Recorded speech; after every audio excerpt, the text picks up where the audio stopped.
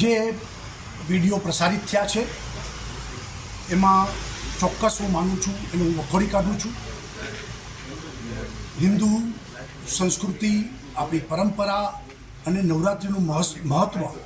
નવરાત્રિ ઉત્સવ એ માતાજીની આરાધનાનો ઉત્સવ છે.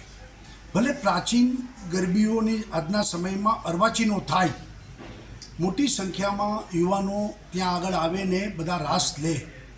નાચવું અને રાસ લેવું એ બેમાં ફેર છે.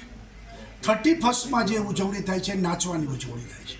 અહીંયા એ આપણે માની આરાધનાની સાથે રાસ લઈએ છીએ. ત્યારે જે ગઈકાલે શકીરાના ડાન્સ અને આ પ્રકારનું જે પ્રકારે એક આયોજકે કર્યું છે એને હું સખત શબ્દમાં વખોડું છું.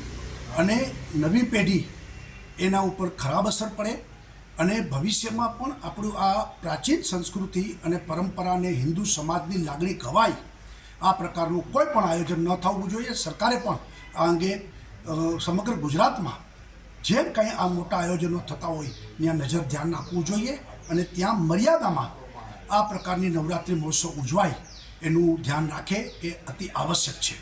બાકી તો 31st કલ્ચર અને નવરાત્રિ કલ્ચરમાં વાસ્ટ ડિફરન્સ છે.